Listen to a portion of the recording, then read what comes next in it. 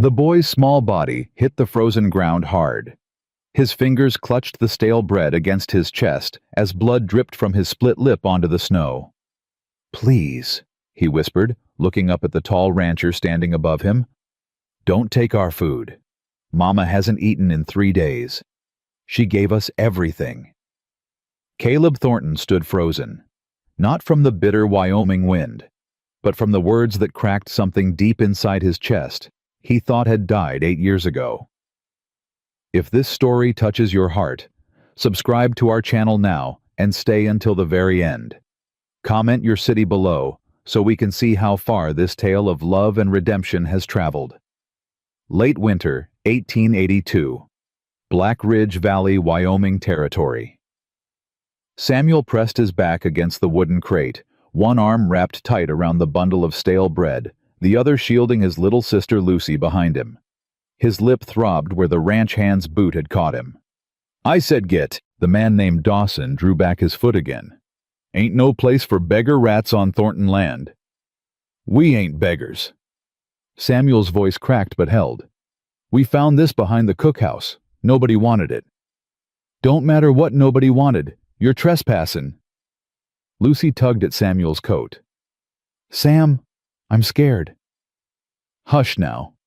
He didn't take his eyes off Dawson. "Stay behind me." 3-year-old Tommy clung to their mother's skirt 20 feet away, where Hannah Mercer stood paralyzed.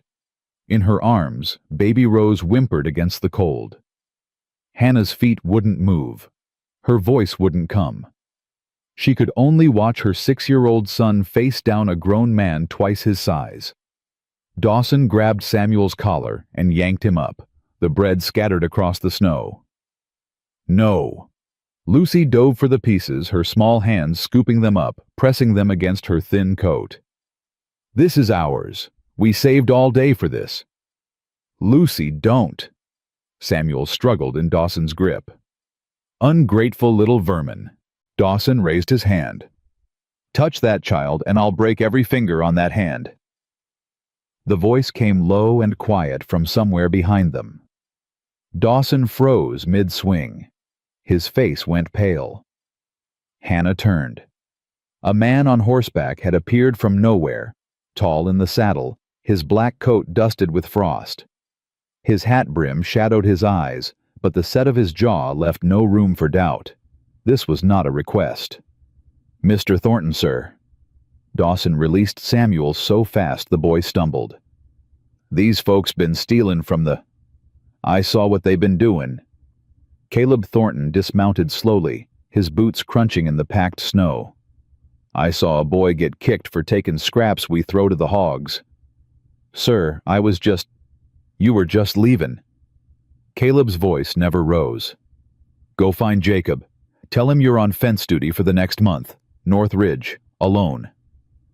Dawson's mouth opened then shut. He glanced at Hannah, at the children, then back at his employer. Without another word, he walked away, shoulders hunched against more than just the cold. Silence settled over the yard like fresh snowfall.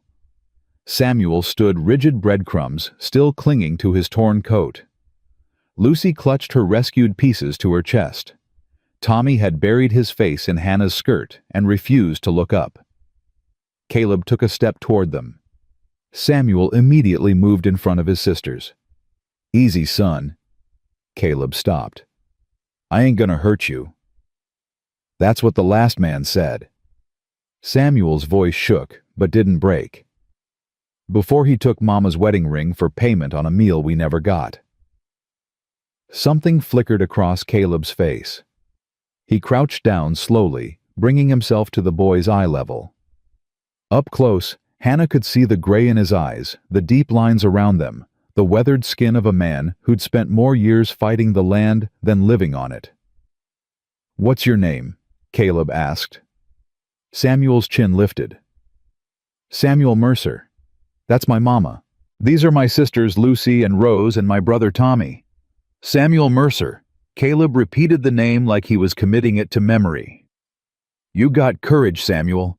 Standing up to a man 3 times your size for a few scraps of bread." "Wasn't for me." Samuel's voice softened. Mama hasn't eaten in 3 days. She gives us everything. Says she ain't hungry, but I know. I hear her stomach at night when she thinks we're sleepin'." Hannah's breath caught. She hadn't known Samuel could hear. Caleb's jaw tightened. He looked past Samuel to where Hannah stood. Really looked, taking in her hollow cheeks, the dark circles under her eyes, the way her dress hung loose on a frame that had once been fuller. He saw the fierce pride in her posture, even as exhaustion pulled at every line of her body. "Ma'am?" He touched his hat brim. Hannah found her voice. "We don't want trouble, sir. We'll leave your property. I apologize for—" "You'll do no such thing." Caleb straightened. "Not until you've had a proper meal, all of you." "We can't accept charity." The words came automatic, the same words she'd said 100 times in 100 towns. "I can work. I can cook clean men clothes. I ain't asking for handouts." "Did I offer one?" Hannah blinked. Caleb turned and began walking toward the main house. "Cookhouse is closed for the night, but the kitchen in the big house is warm. Mrs. Patterson makes enough stew to feed an army every evening, and half of it goes to waste." He paused, looking back over his shoulder. "You comin' or not?" Lucy tugged at Hannah's sleeve. "Mama, he said stew. Real stew." "I heard him, baby." "With meat in it." Hannah's heart cracked a little more. Her daughter didn't even remember what meat tasted like. "Mrs. Mercer." Caleb's voice carried across the yard. "Your boy's bleedin'. My housekeeper's got medical supplies. The longer you stand there arguing with your pride, the longer that cut goes untreated." He didn't wait for a response, just kept walking. Samuel looked up at his mother, the first uncertainty she'd seen in his eyes all day. "Mama, what do we do?" Hannah looked at the man's retreating back at the grand house ahead, with smoke curling from its chimney, at her children's pinched faces and trembling bodies. She took Samuel's hand. "We eat." The kitchen of the Thornton house was larger than the entire shack they'd been sleeping in for the past week. A massive iron stove dominated one wall, radiating heat that made Hannah's frozen fingers ache as blood flowed back into them. Copper pots hung from hooks overhead, gleaming in the lamplight. Mrs. Patterson, a stout woman with gray-streaked hair and suspicious eyes, set bowls of steaming stew in front of each child. Tommy stared at his like he'd forgotten what to do with it. "Eat, baby." Hannah touched his shoulder. "It's all right." "There's meat." Lucy's whisper was reverent. "Mama, there's actual meat." "I see it, sweetheart." Samuel hadn't touched his spoon. His eyes tracked Caleb, who stood by the window with his back to them, looking out at the darkness. "Go on, son." Caleb didn't turn around. "Food's for eatin', not admirin'. "Why?" Samuel's question stopped the room. "Why what?" "Why'd you help us? That man worked for you. We don't. We're nobody." Caleb finally turned. He crossed to the table, pulled out the chair across from Samuel, and sat. Up close in the warm light, Hannah could see the exhaustion in his face, too. Different from hers, not the exhaustion of hunger, but of something heavier. Older. "You know what I saw today?" Caleb leaned forward, arms on the table. "I saw a boy, couldn't be more than 6, take a boot to the face and not cry. Didn't beg. Didn't run. Just stood there bleedin' and asked a man twice his size to leave his family's food alone." Samuel's spoon rattled slightly in his grip. "Last time I saw courage like that," Caleb continued, "was when my father faced down 3 cattle rustlers with an empty rifle and a whole lot of bluff. Saved the ranch. Died 2 years later from a heart nobody knew was given out." He paused. "Point is, courage like that don't come cheap. Comes from somewhere real. Comes from someone who taught it." His eyes shifted to Hannah. She met his gaze and didn't look away. She didn't know what he was searching for, but she was too tired to hide. "How long since you ate?" he asked. "The children eat first, always." That ain't what I asked. Hannah's jaw tightened. Does it matter? It matters to me. Why? The question hung between them. Mrs. Patterson had stopped pretending to clean the counter. Even Lucy had paused mid-bite, sensing the weight in the air. Caleb leaned back in his chair. Because I've been watching you since you crossed onto my land 3 days ago. Hannah's blood went cold. You knew we were here. This is my ranch, Mrs. Mercer. Ain't a mouse crosses my fence I don't know about. He held up a hand before she could speak. I also knew you weren't stealing. Watched you take only what was thrown away. Watched you give every scrap to those kids and walk away with nothing for yourself. Watched you sleep in that broken-down barn with 4 children in the coldest week we've had all winter. When if you knew, why didn't you run us off? Same reason I don't run off the foxes that den by the North Creek. They ain't hurtin' nothing, and winter's hard enough without addin' to the sufferin'. We're not animals, Mr. Thornton. No, ma'am. His voice softened. You're a hell of a lot more stubborn than any animal I've known. Fox would have taken the scraps and been grateful. You wouldn't even take 'em until your children were starvin' enough you had no choice. Hannah's hands shook. She pressed them flat on the table to still them. Pride's all I got left, sir. Can't afford to lose that, too. Pride don't keep you warm at night. Neither does charity. A ghost of something not quite a smile but close crossed Caleb's face. You always this difficult. Only when strange men try to tell me how to feel about taking handouts. Mrs. Patterson made a sound that might have been a cough, or might have been a laugh. She turned away quickly. Samuel had started eating. Hannah noticed. Slowly at first, then faster, as his body remembered what hunger felt like when it was finally being fed. Tommy had given up on the spoon entirely, and was using his fingers' stew dripping down his chin. Lucy ate with her eyes closed, savoring every bite. Baby Rose in Hannah's arms had fallen asleep against her chest, lulled by the warmth and the safety and the miracle of being somewhere that didn't freeze. You got people? Caleb asked. Family? Someone expecting you somewhere? No. The word came out flat. Final. My husband died 2 years ago. Cave-in at the Morrison silver mine. Company said it was his fault. Wouldn't pay a cent. His family never approved of me anyway. Too poor, wrong side of the valley, all that. They made it clear we weren't welcome at the funeral. Morrison mine. Caleb's expression darkened. I know that place. Knew the foreman. Man never met a safety regulation he couldn't ignore for profit. Doesn't matter now.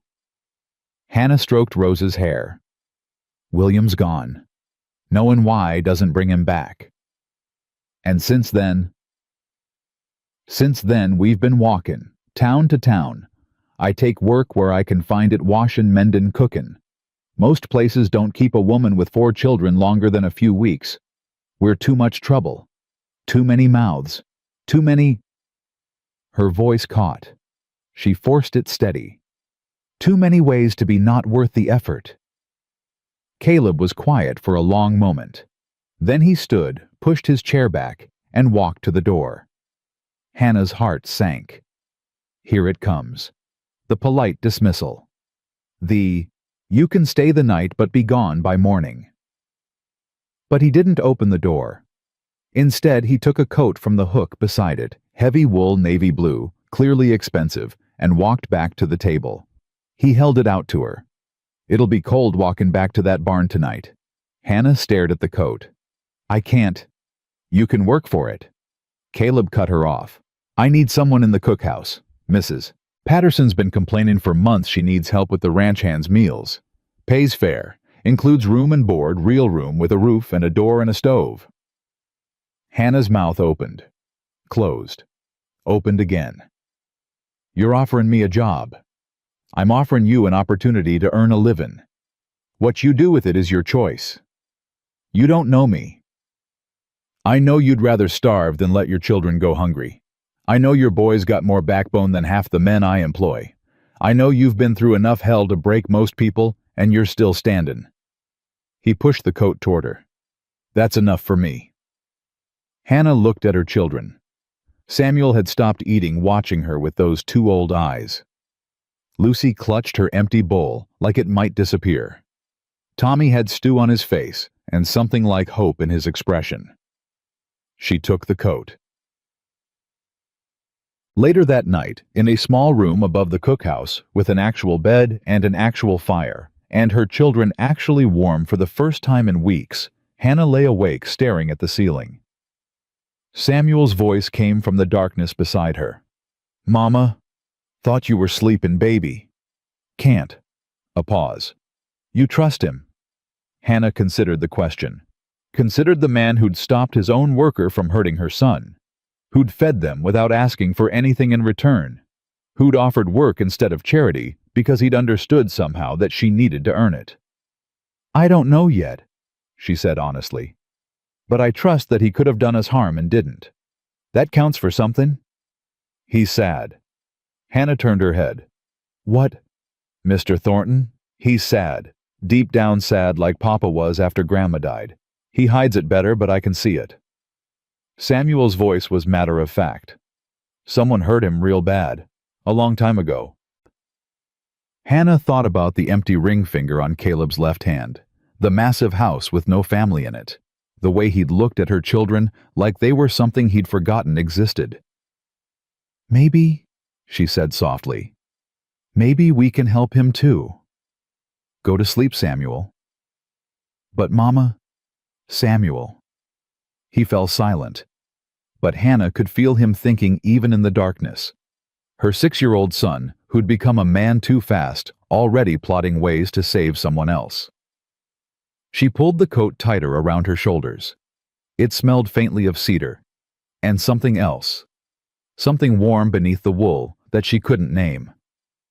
Outside, snow began to fall again, soft and quiet, covering the tracks of everyone who'd walked before. The next morning came gray and cold. Hannah woke before the children built up the fire and was halfway through dressing when a knock came at the door. She opened it to find Mrs. Patterson holding a bundle of clothes. "Mr. Thornton says you're to start in the cookhouse today." The older woman's voice was clipped but not unkind. "These are for the children. Previous owner's family left 'em behind years ago. Been sittin' in storage." Hannah took the bundle. Inside were wool coats, mittens, small boots in various sizes. Her throat tightened. "Mrs. Patterson." "Don't thank me. Thank him." The housekeeper turned to leave, then paused. "Word of advice, Mr. Thornton ain't a bad man. But he's a careful one. Got reason to be. Don't push too hard and don't expect too much. He'll give you exactly what he said, a fair job and a warm place. Anything more than that you'll have to earn." "Has he always been like this, so closed off?" Mrs. Patterson's expression flickered. "He used to laugh, years ago. Before Miss Charlotte." She stopped herself. "That ain't my story to tell. Just know he's been burned. Some fires take a long time to stop hurtin'." She was gone before Hannah could ask more. The cookhouse was chaos from the moment Hannah stepped inside. 20 ranch hands needed breakfast before dawn, then lunch packed for the fields, then supper waiting when they returned frozen and exhausted. The head cook, a grizzled man named Wallace, didn't believe in conversation. He pointed at tasks and expected them done. Hannah worked. She chopped vegetables until her hands cramped. She hauled water until her shoulders screamed. She stirred pots, scrubbed pans, kneaded bread, and never once complained. By midday, the children had been set up in the corner of the warm kitchen, with books Mrs. Patterson had found somewhere. Lucy practiced her letters while Tommy built towers with wooden blocks. Samuel tried to help with the work, but Wallace sent him back with a gruff, "Ain't no child labor on this ranch." "I ain't a child," Samuel protested. "I'm 6. You're a boy." Wallace's voice brooked no argument. "Go be a boy while you still can." Samuel looked to Hannah. She nodded. He went, but not without a backwards glance that said this conversation wasn't over. At noon, Caleb appeared in the doorway. He didn't come inside, just stood there for a moment watching. Hannah felt his gaze like a physical weight, but didn't stop working. Mrs. Mercer? Mr. Thornton. How are the children settling in? Well, thank you for the clothes. You didn't have to. They needed 'em. His voice was matter of fact. Couldn't have 'em running around in rags while their mama works for me. Reflects badly. Something in his tone didn't quite match his words. Hannah looked up, met his eyes, saw something there, not pity, not charity, but something almost like recognition. Of course, she said carefully. For appearances. Exactly. He turned to leave, then stopped. There's a barn cat had kittens last week. North Stable. In case your boy's interested. He was gone before she could respond. Wallace chuckled from behind the stove. That's the most words I've heard him string together in months. You got a gift. I don't know what you mean. Sure you don't. Wallace went back to his soup. Sure you don't. The days fell into a rhythm. Hannah worked dawn to dusk, fell into bed exhausted, and woke to do it again. The children adapted with the resilience of youth. Lucy made friends with Mrs. Patterson's niece, who visited on Sundays. Tommy adopted 3 of the barn kittens and named them after vegetables and Samuel. Samuel watched. He watched Caleb ride out every morning before sunrise. Watched him return after dark, always alone. Watched the way the ranch hands stepped aside when he passed respect in their eyes, but no warmth. Watched the empty place at the table in the main house, where no wife sat, where no family gathered. One evening, Hannah found Samuel at the window of their room, staring out at the main house. What are you thinking about, baby? He eats alone every night. Mr. Thornton. Every single night. Mrs. Patterson brings him supper, and he sits at that big table all by himself. Samuel's brow furrowed. Don't that make him sad? Maybe he likes it that way. Nobody likes being alone, Mama. You told me that once. You said people ain't meant to live like islands. Hannah sat beside him on the narrow bed. I did say that. So why does he do it? Sometimes. Hannah chose her words carefully. Sometimes when people get hurt real bad, they think being alone is safer than risking getting hurt again. They build walls, high ones, and they convince themselves they're happy behind them. Are they? No, baby. They're just scared. Samuel was quiet for a long moment. Then, I'm gonna draw him a picture. What? Tomorrow. I'm gonna draw him a picture and leave it where he can find it, so he knows someone's thinking about him. Hannah's heart squeezed. Samuel, that's real sweet. But Mr. Thornton might not, he's not used to. He helped us when nobody else would. Samuel's jaw set in that stubborn line she knew so well. The least I can do is help him remember he ain't alone. What could she say to that? The next morning, Samuel crept out before breakfast with a piece of scrap paper and a bit of charcoal he'd begged from Wallace.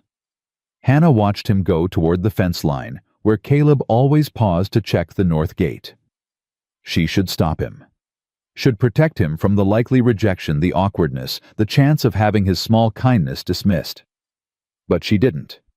Instead, she went back to kneading bread and prayed. Caleb found the drawing tucked under a fence post stone mid-afternoon. He didn't know how long it had been there, only that he almost missed it, the corner flapping in the wind like a tiny surrender flag. He dismounted and picked it up. It was rough, clearly done by a child's hand. A tall stick figure with a large hat stood next to a smaller figure. Behind them, a crude house with smoke coming from the chimney, and at the bottom, in letters that wobbled but didn't waver, "Thank you for being kind. From Samuel." Caleb stood in the freezing wind for a long time staring at those words. Being. The boy had spelled it wrong. Something cracked in Caleb's chest, something that had been sealed for 8 years. He told himself it was just the cold, just the wind, just the natural response to a child's innocent gesture. He told himself a lot of things. Then he folded the paper, carefully tucked it into the inner pocket of his coat, the same pocket where Charlotte's farewell letter had lived for years, and rode home. He didn't look at the letter when he put the drawing there, but he felt its presence, felt the weight of old words and old pain pressing against this new, fragile thing. Thank you for being kind. No one had thanked him for kindness in 8 years. He'd forgotten what it felt like. That night, instead of eating alone in the dining room, Caleb took his plate to the study. He sat by the fire, ate without tasting, and pulled out the drawing again. He traced the wobbly letters with his finger. From Samuel, a boy who'd been kicked for breadcrumbs and still found it in his heart to say thank you. Caleb thought about the woman Hannah, thought about the pride in her spine and the exhaustion in her eyes and the way she looked at her children like they were the only thing keeping her alive. He thought about Charlotte, who'd looked at him like an opportunity, a stepping stone, a means to an end. He thought about the ring still sitting in the safe downstairs, the letter still folded in his pocket. I thought you loved me. He'd been wrong about that. Maybe he was wrong about other things too. The next morning, Caleb changed his routine. Instead of riding out before dawn, he stopped by the cookhouse first. Hannah looked up from the bread she was shaping, surprise flickering across her face. Mr. Thornton, is something wrong? No. He stood awkwardly in the doorway, hat in his hands. I just your boy, Samuel. He left me something yesterday. Hannah's expression softened. The drawing. I told him not to bother you. It didn't bother me. Silence stretched between them. I came to say... Caleb cleared his throat. I came to say thank you. It's been a long time since someone... He trailed off, unable to finish. Since someone saw you, Hannah said quietly. His eyes met hers. Something passed between them, not understanding, not yet, but the possibility of it. Yeah, he said roughly. Since someone saw me. He put his hat back on and walked out before she could respond. But Hannah stood there for a long time after hands covered in flour, heart beating strange and uncertain in her chest. Something had shifted. She didn't know what it was yet. But she felt it like the first warm wind before spring finally breaks through winter. Something was beginning. The days that followed moved differently. Hannah couldn't say exactly how, only that something in the air of Thornton Ranch had shifted like a river, finding a new course beneath frozen ground. Samuel kept drawing. Every morning before breakfast, he'd slip away with his charcoal and paper scraps, leaving his small gifts tucked into places only Caleb would find. Under the saddle horn, beside the water trough, pressed between fence posts along the north ridge, a horse with legs too long, a son with a smiling face, a family of stick figures standing outside a house with 3 chimneys, because as Samuel explained to Lucy, rich people got lots of chimneys. Caleb never mentioned finding them, but Hannah noticed he'd started checking certain spots before he rode out. Noticed the way his hand would move to his coat pocket throughout the day, touching something hidden there. Noticed, too, that he'd stopped eating alone. Mrs. Patterson says Mr. Thornton took his supper in the kitchen last night. Wallace mentioned one morning casual as anything, but his eyes held a knowing glint. First time in 3 years. Hannah said nothing, kept kneading bread like it was the most important task in the world. Also says he asked about you. Her hands stilled. Asked what? If you were settling in, if the children had everything they needed, if anyone was giving you trouble. Why would anyone give me trouble? Wallace snorted. You're new, you're pretty, and you got the boss's attention. In a place full of men who ain't seen their families in months, that's 3 reasons right there. Hannah's stomach tightened. She hadn't thought about that. Had been so focused on keeping her children fed and warm that she'd forgotten the other dangers that came with being a woman alone. Has anyone? No, and they won't. Wallace's voice hardened. Word came down yesterday from the boss himself. Any man who so much as looks at you wrong will be off this ranch before his boots hit the ground. He paused. Never seen him threaten his crew over a cook's helper before. Never seen him threaten his crew over anything, truth be told. He just fires them and moves on. Hannah didn't know what to do with that information. Didn't know what to do with any of this. Get back to work, she told herself more than Wallace. Bread won't knead itself. But her hands shook slightly as she pressed them into the dough. 2 weeks passed.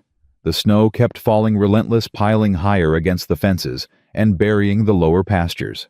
The ranch hands grumbled about the cold, but worked harder than ever, knowing that cattle lost to winter meant wages lost come spring. Hannah worked too. Worked until her hands cracked and bled. Worked until she fell into bed so exhausted she didn't dream. Worked because working meant she didn't have to think about the way Caleb Thornton's eyes followed her when he thought she wasn't looking. But Samuel noticed everything. "He watches you, Mama." Hannah nearly dropped the pot she was carrying. "What? Mr. Thornton?" Samuel sat at the corner table with his drawing supplies Lucy beside him practicing her letters. "When you're not looking, he watches you, like he's trying to figure something out." "Samuel Mercer, that is not appropriate." "It's not bad watchin'." Samuel's brow furrowed in concentration as he sketched.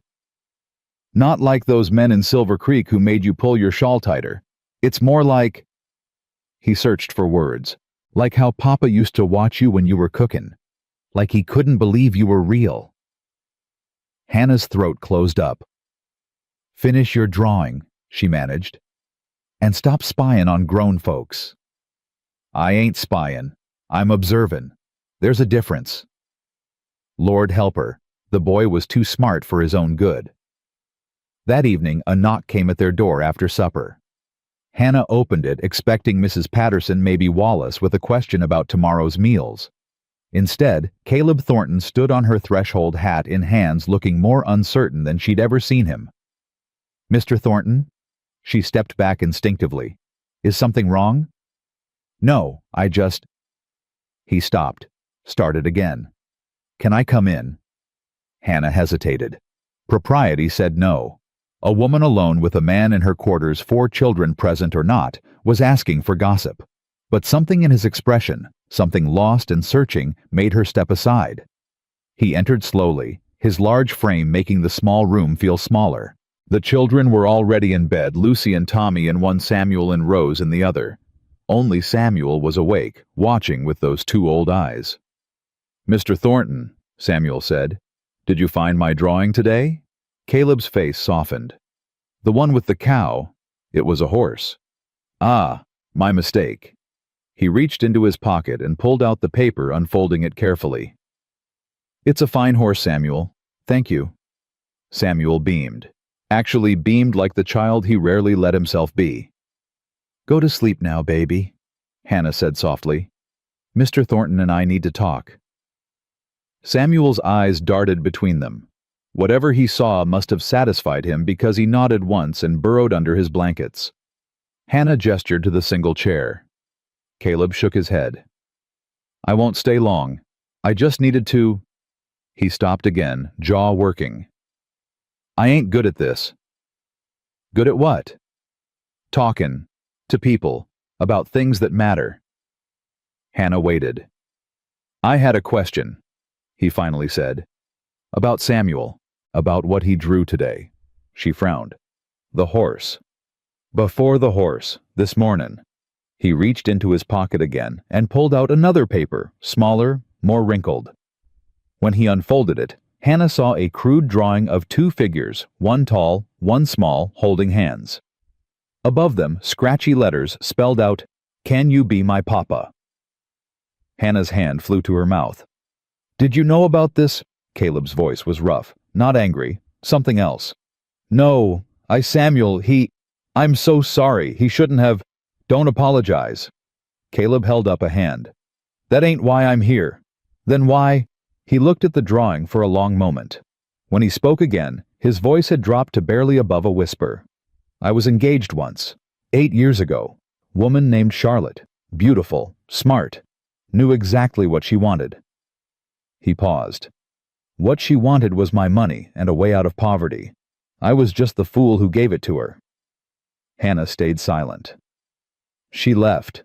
Took everything I'd saved for our new life together. Left a note saying she never loved me. That I was kind, but not enough." His jaw tightened. "I swore after that I'd never let anyone close again." Built walls so high I couldn't even see over 'em myself. Told myself I was better off alone. And were you? I thought so. For 8 years I thought so.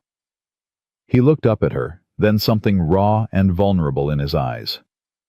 Then a boy stood in my yard, bleedin' and hungry, and asked me not to take his food, and something cracked. Hannah's heart hammered against her ribs. I don't know what I'm doing here, Caleb continued. Don't know what I'm asking. When I saw this drawing. He held it up. When I saw what he wants, what he's hoping for, I realized I needed you to know. About Charlotte. About why I am the way I am. Because if you're gonna be here working for me, if your children are gonna... He stopped, swallowed hard. I needed you to know. The room felt airless. Too small. Too full of unspoken things. Why? Hannah whispered. Why did you need me to know? Caleb's eyes held hers. Because for the first time in 8 years, I ain't sure my walls are high enough. He left without another word. The door clicked shut behind him, and Hannah stood frozen in the middle of her small room, Samuel's drawing crumpled in her hand. When she finally moved, it was to smooth the paper out on the table, to trace the wobbly letters with her finger. Can you be my papa? She should talk to Samuel. Should explain that some things weren't meant to be asked, that some hopes were too dangerous to speak aloud. But when she looked at her son's sleeping face, peaceful in a way it hadn't been in 2 years, she couldn't make herself do it. Let him hope, she thought. God knows one of us should. Morning brought chaos. Hannah woke to shouts outside, men running horses, whinnying in panic. She threw on her dress and rushed out, nearly colliding with Wallace. What's happening? Fire. His face was grim. North Stable. Lightning strike, best we can figure. It's spreading fast. Hannah's blood ran cold. The North Stable. Where the children played with the barn cats. Where Samuel went every afternoon to draw pictures for Mr. Thornton. The kittens. Tommy appeared beside her face, streaked with tears. Mama, the kittens are in there. Tommy, no. But he was already running small legs, pumping through the snow toward the orange glow on the horizon. Hannah ran after him, heart in her throat. Behind her she heard Wallace shouting, heard other footsteps following, but all she could see was her baby boy running toward fire. She caught him 50 feet from the stable, tackling him into a snowdrift. He screamed and struggled. Carrot and turnip and beans.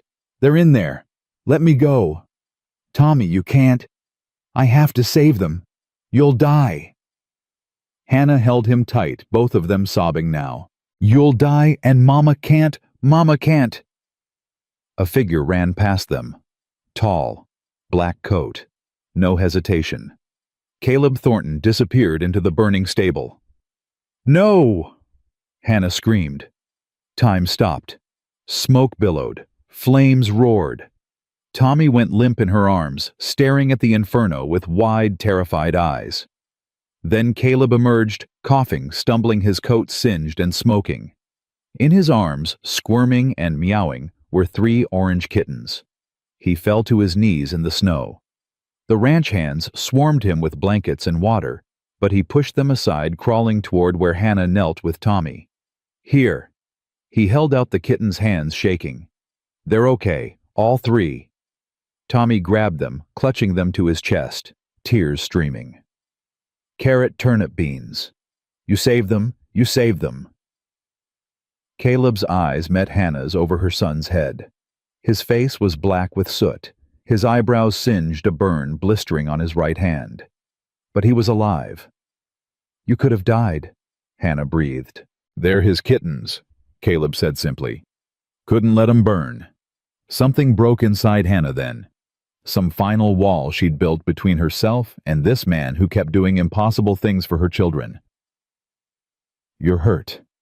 She reached for his hand without thinking. Let me see. He let her take it. Let her examine the burn, let her press snow against it while she blinked back tears she couldn't explain. It's not bad, he said. It's a 2nd-degree burn at least. You need salve and bandages and... Hannah. She stopped. It was the first time he'd called her by her first name. I'm all right, he said softly. I promise.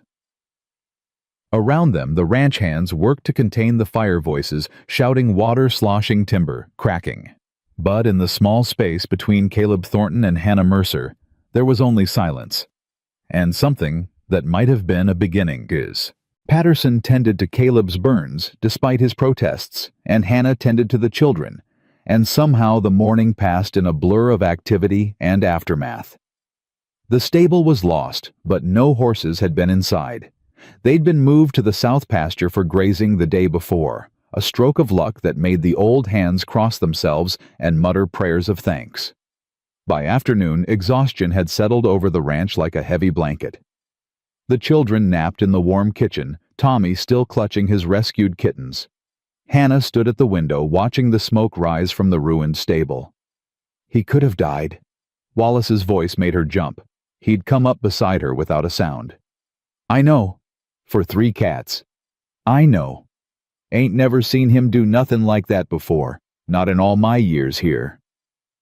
Wallace was quiet for a moment. Miss Charlotte, she wanted him to buy her a bird once.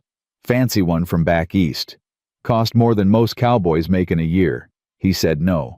Said he didn't see the point in keeping wild things in cages. Hannah turned. Why are you telling me this? Because today he ran into a burnin' buildin' for 3 barn cats that belonged to your boy. Wallace's eyes were sharp. That ain't about the cats, Mrs. Mercer. That's about something else entirely. He walked away before she could respond. That night, Hannah couldn't sleep. She lay in the darkness, listening to her children's breathing, trying to make sense of everything that had happened. Caleb Thornton had run into a fire for her son's kittens. Caleb Thornton had called her by her first name. Caleb Thornton had stood in this very room and told her his walls weren't high enough anymore. What was she supposed to do with that? A soft knock came at the door. Hannah rose, wrapped a blanket around her shoulders, and opened it. Samuel stood there in his nightshirt, drawing in hand. Baby, what are you doing up? I made him something. Samuel held out the paper. For saving carrot and turnip and beans. Can you give it to him tomorrow? Hannah took the drawing. This one was more detailed than usual. More careful. A man standing in front of flames, 3 small shapes in his arms.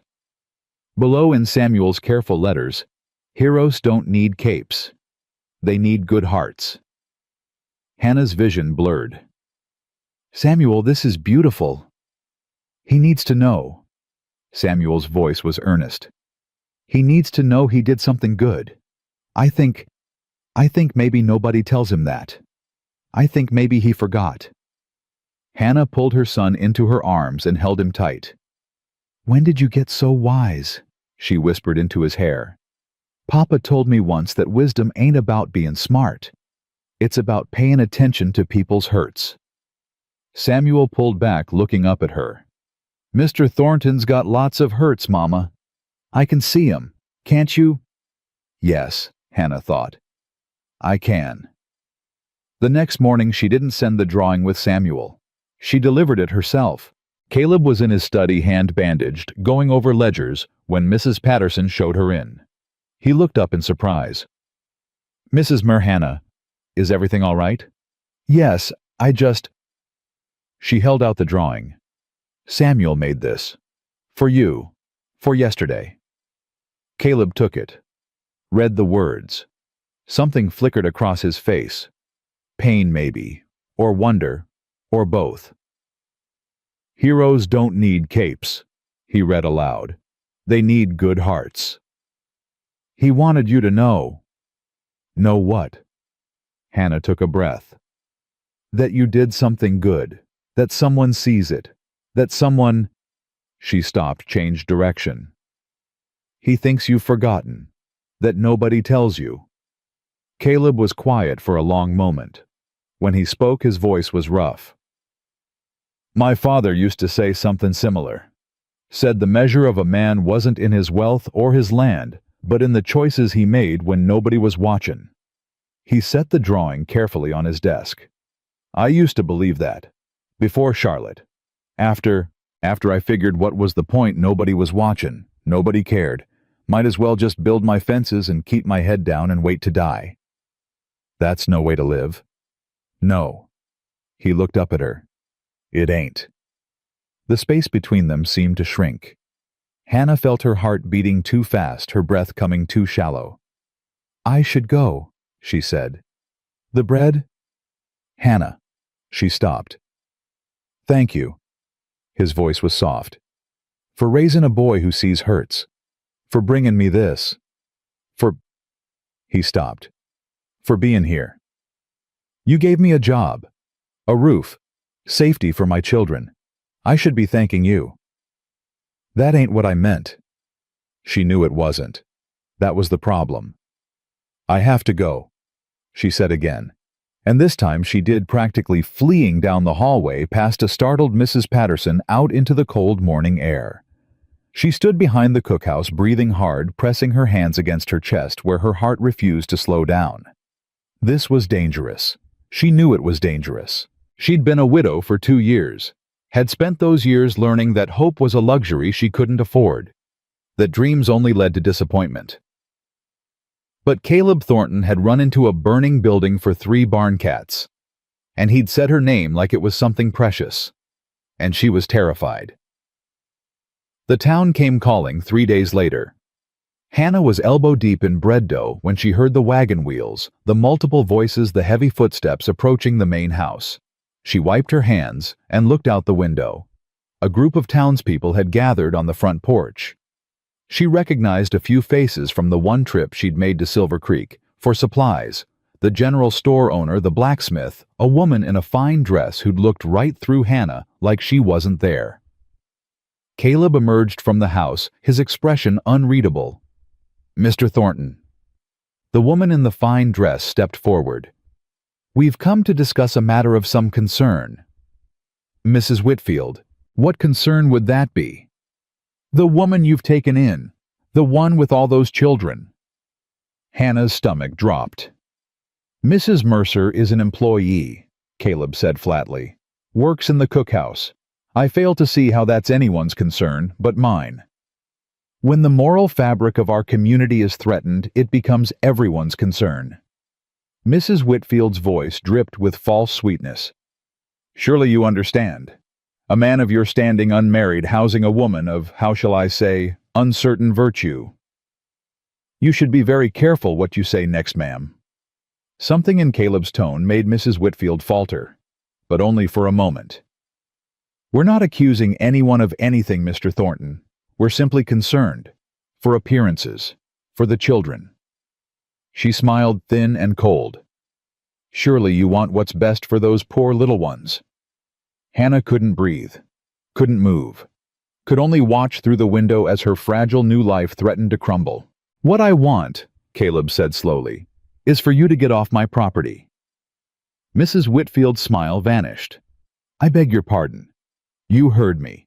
You came here to spread gossip and innuendo about a woman who's done nothing but work hard and care for her children.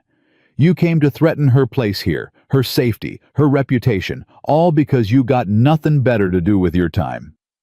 Mr. Thornton, I ain't finished. Caleb stepped forward, and even from the window, Hannah could see the townspeople shrink back. Mrs. Mercer lost her husband in a mining accident, lost everything, walked halfway across Wyoming with 4 children in the dead of winter looking for work, looking for a chance. She didn't ask for charity. She asked for the opportunity to earn her keep, and that's exactly what she's been doing. Mrs. Whitfield's face had gone red. We simply thought, no, you didn't think. You assumed, you judged, and you came here to make trouble for a woman who's got enough trouble without yours added to the pile. Caleb's voice dropped low. Now I'm going to say this once, and I expect you to spread it to every gossiping tongue in Silver Creek. Hannah Mercer is under my protection. My ranch, my name. Anyone who comes after her reputation comes after mine, and I promise you that ain't a fight you want to start. Silence. Total, complete silence. Then quietly the blacksmith spoke up. Seems fair to me. Woman's got kids. She's workin'. Don't see the harm. One by one others nodded. Mrs. Whitfield stood alone in her indignation. "I see," she said stiffly. "Well, I suppose time will tell." She turned to leave, then paused. "But mark my words, Mr. Thornton. People are watching. People are always watching." "Let 'em watch," Caleb said. "They'll see a widow working to feed her children and a man offering honest employment. If that's scandal, then this town's got bigger problems than I thought." The wagon wheels creaked as the townspeople departed. Hannah sagged against the kitchen wall, trembling. He'd defended her, publicly, put his own reputation on the line for a woman he barely knew. Wallace appeared beside her. "Told you," he said. "Ain't about the cats." Hannah couldn't speak, couldn't think. She just pressed her hands against her racing heart and tried to remember how to breathe. That evening, after the children were asleep, Hannah went to find Caleb. He was on the front porch of the main house, sitting in the cold, staring out at the snow-covered fields. He didn't seem surprised to see her. "You didn't have to do that," she said, stopping at the bottom of the steps. "Yes, I did. You put your reputation at risk. For me. For what's right." He looked at her. "Ain't that supposed to be the point, doing what's right even when it costs something?" Hannah climbed the steps slowly, sat in the chair beside him, propriety be damned. "Why?" she asked. Why do you keep doing these things, the job, the protection, the fire, and now this?" Caleb was quiet for a long moment. "You know what I thought first time I saw Samuel standing there bleedin' holding that bread?" He didn't wait for her to answer. "I thought there's someone worth protectin'. Someone who ain't been ruined by what life's thrown at him yet. Someone still good." "He's just a child." "Exactly. A child who's been through hell and still thinks the best of people, still draws pictures for a stranger, still hopes." He turned to look at her. "I ain't been able to hope in 8 years, Hannah. I forgot how. Then your boy looked up at me with blood on his face and asked me not to take his food, and I thought maybe I ain't as dead inside as I believed." Hannah's eyes stung. "Caleb, I don't know what this is." His voice was raw. "Don't know what I'm doing.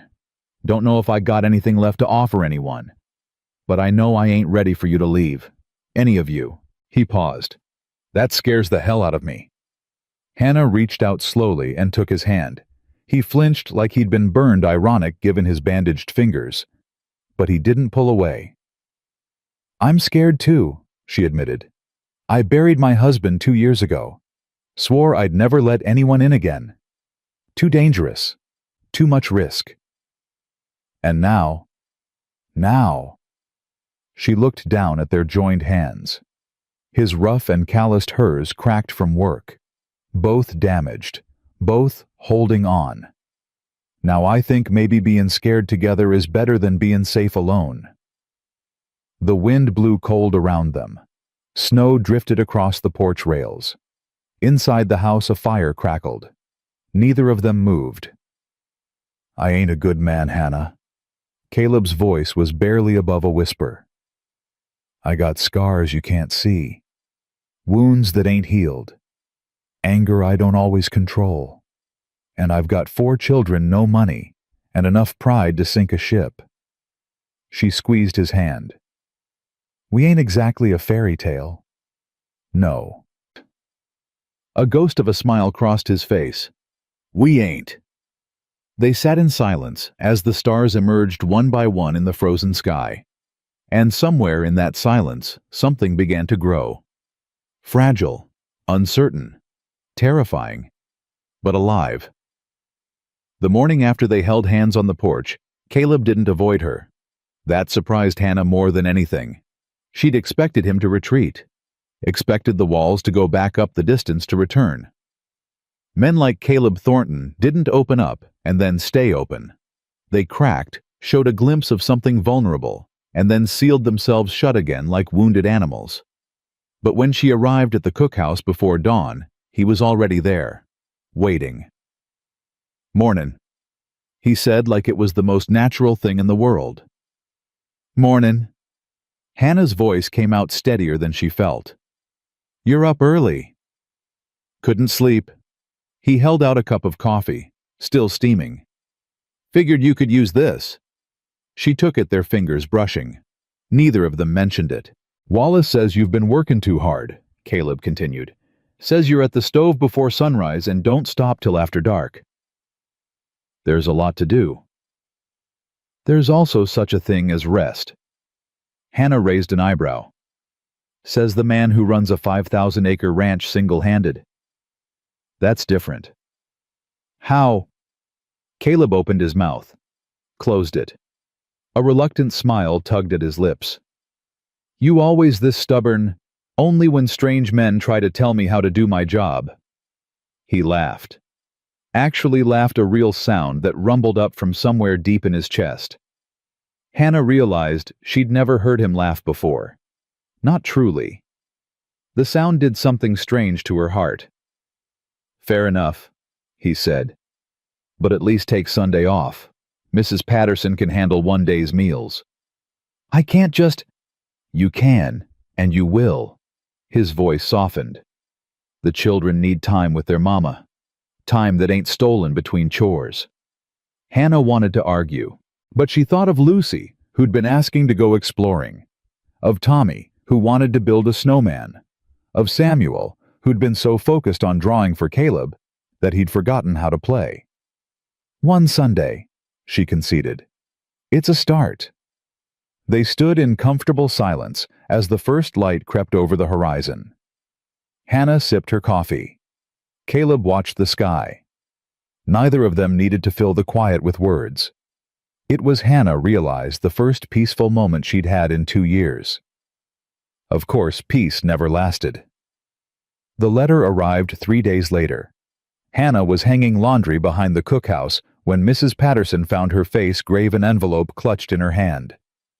This came for Mr. Thornton, the older woman said. From St. Louis. I recognize the handwriting. Hannah frowned. Why are you telling me? Because it's from her, Charlotte. The name hit like a physical blow. Hannah's hand stilled on the clothesline. She wrote to him. First time in 8 years. Mrs. Patterson's voice was tight. I don't know what's in it, but I know it can't be good. That woman never did anything that didn't serve herself. Have you given it to him? Not yet. I wanted... Mrs. Patterson hesitated. I wanted you to know.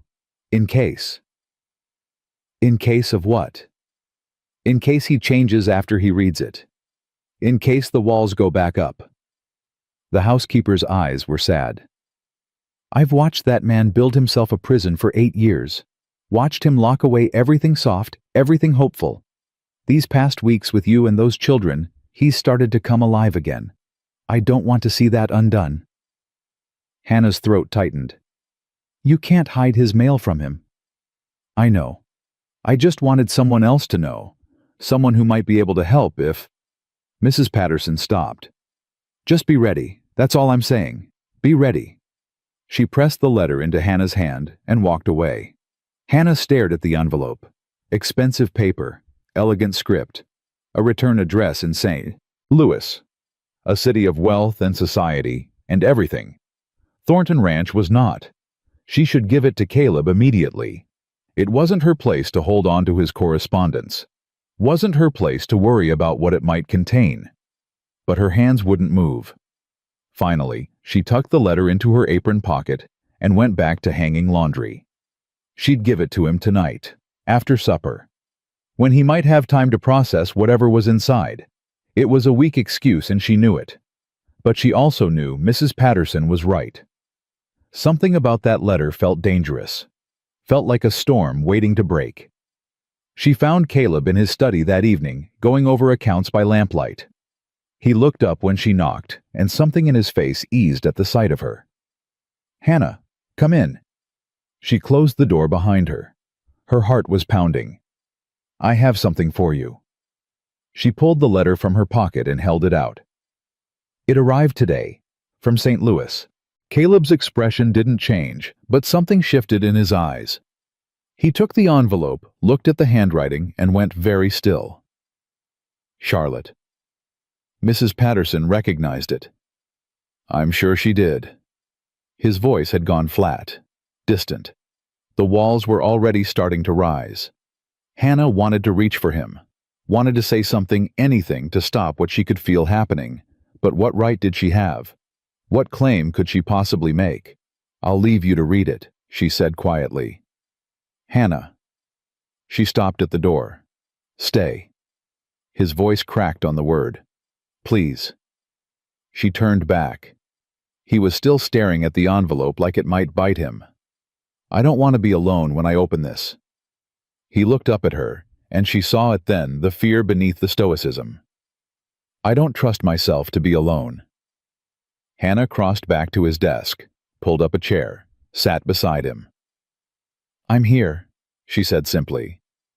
Caleb's hands shook slightly as he broke the seal. He unfolded the letter, and Hannah watched his eyes move across the words, watched his jaw tighten, watched the color drain from his face. What does it say? He didn't answer, just handed her the letter with a hand that trembled. Hannah read, My dear Caleb, I hope this letter finds you well. I know it has been many years since we last corresponded, and I understand if you have no desire to hear from me. But circumstances have changed, and I find myself in need of your assistance. My husband, Mr. Edward Price, passed away 6 months ago. I will not bore you with the details, but suffice to say his death has left me in a difficult position. His debts were considerable, and his family has made it clear I am no longer welcome in their home. I am returning to Wyoming. More specifically, I am returning to Black Ridge Valley. I know I have no right to ask anything of you, but I wondered if perhaps we might speak when I arrive. There are things I should have said long ago, things I regret. I will be at the Silver Creek Hotel by the end of the month. Yours, Charlotte. Hannah set the letter down carefully. She's coming back. Apparently. Caleb's voice was hollow. And she wants to see you. Apparently. Hannah studied his profile, the tight set of his mouth, the way his hands had clenched into fists on the desk. What are you going to do? I don't know. He laughed bitterly. I've spent 8 years trying to forget that woman existed. 8 years building a life that didn't include her. And now she writes one letter, and suddenly I can't breathe. Caleb, she took everything from me, Hannah. His voice rose. Not just the money, not just the horses. She took my ability to trust, took my faith in people, took... He stopped, swallowed hard. She took my heart and she crushed it like it was nothing, like I was nothing. Hannah reached for his hand. He flinched but didn't pull away. You're not nothing, she said firmly. You're the man who ran into a burning building for 3 barn cats. You're the man who stood on his porch and defended my reputation to the entire town. You're the man who... Her voice caught. You're the man who saw a bleeding boy and didn't look away. Caleb's eyes met hers. Something raw and desperate in his gaze. What if she ruins everything? What if she comes back and what if I'm not strong enough? Strong enough for what? To remember why I stopped loving her. To remember what she really is. He paused. To remember what I've found since. Hannah's heart stuttered. What have you found? The question hung between them. Caleb's hand turned in hers, his fingers intertwining with hers. I think you know, he said quietly. Before she could respond, a crash sounded from somewhere in the house. Both of them jumped. Caleb was on his feet in an instant, moving toward the door. They found Samuel in the hallway, face pale, a broken vase at his feet. Samuel! Hannah rushed to him. What happened? Are you hurt? I'm sorry. His voice was shaking. I'm sorry, I didn't mean to... I was just what? Caleb's voice was sharper than usual, still rattled from the letter. What are you doing out of bed? Samuel flinched. Actually flinched like he expected to be hit. Hannah's heart broke. I heard voices, Samuel whispered. I wanted to make sure Mama was okay. And then I saw the letter and His eyes filled with tears. Is a lady coming to take Mr. Thornton away? Caleb went very still. Samuel. Hannah started. I don't want him to go. Samuel's voice cracked. I don't want things to change. I like it here. Lucy likes it here. Tommy's got his kittens, and baby Rose sleeps through the night now, and... The tears spilled over. Please don't let the lady take him away. Caleb crossed the hallway and knelt in front of the boy. His movements were stiff, uncertain, like a man who'd forgotten how to offer comfort. Nobody's taken me anywhere, he said gruffly. But the letter said, I don't care what the letter said. Caleb's voice strengthened. This is my ranch, my home, and nobody, not Charlotte, not anyone is going to change that. Samuel sniffled. Promise. Caleb hesitated, looked up at Hannah. Something passed between them, a question, an answer, a hope. I promise, Caleb said. Now get on back to bed. It's late.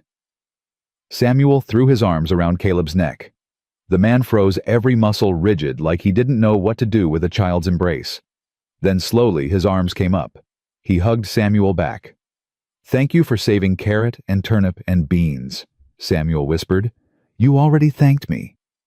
I know, but I meant it so much it needed saying twice.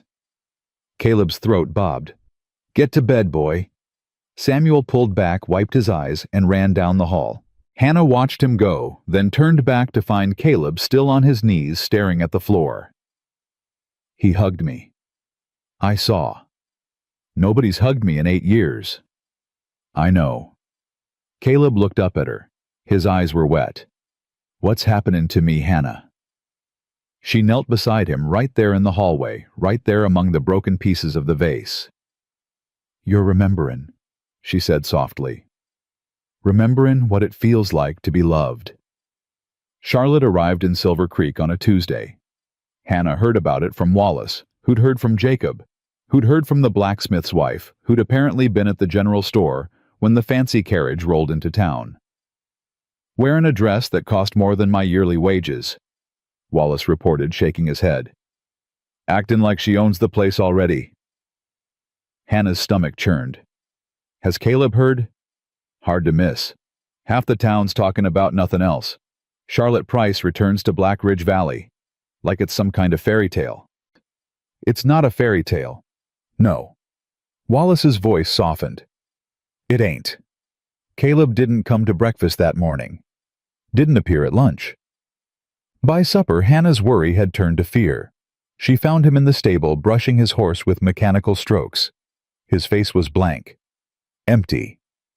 Caleb. He didn't turn around. I heard she's here, Hannah said quietly. Whole county's heard she's here. Are you going to see her? The brushing stopped. Caleb's hand rested on the horse's flank fingers splayed. She sent a message, through the hotel. Wants to meet tomorrow at noon. His voice was flat. Says she has things to explain. Do you want to hear them? No. He finally turned. His eyes were red-rimmed. But I think I need to. I think... He paused, struggling for words. I spent 8 years hating her. Hating myself for ever loving her. Maybe it's time to let that go. Maybe hearing whatever she has to say will finally set me free.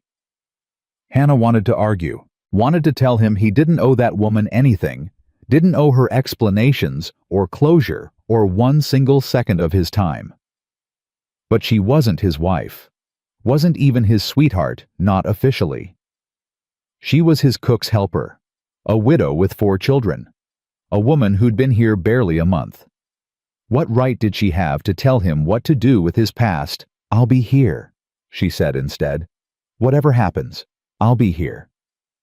Caleb crossed the stable in 3 strides and pulled her into his arms. It wasn't gentle. It was desperate, crushing the embrace of a man drowning and reaching for the only solid thing he could find.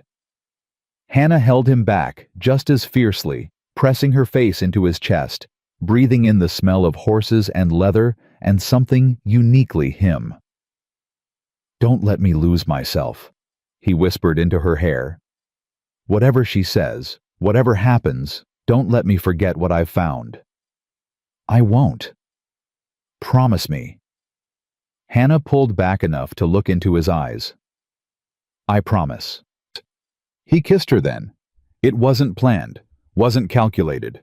One moment they were standing there desperate and afraid, and the next his mouth was on hers, and the world fell away. The kiss was clumsy at first, two people who'd forgotten how finding their way back. Then it deepened, became something raw and real and achingly tender. When they finally broke apart, both of them were trembling. I shouldn't have done that, Caleb breathed. Probably not. I'm not sorry. Neither am I.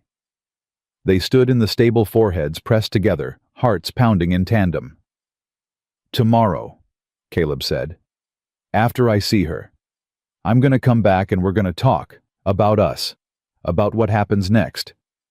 And if she... There is no if she. Caleb's voice hardened. Charlotte's my past. You're... He stopped. You're something else entirely. And I ain't gonna let the ghost of a woman who never loved me destroy whatever this is. Hannah wanted to believe him. God, she wanted to believe him. But she'd learned long ago that wanting something didn't make it true. Caleb met Charlotte at the Silver Creek Hotel the next day. Hannah spent the morning working the afternoon pacing and the evening staring out the window at the road that led to town. The children sensed something was wrong. Even Tommy, who rarely noticed anything beyond his kittens, kept asking where Mr. Thornton had gone. He had business in town, Hannah said for the 100th time. Will he be back for supper?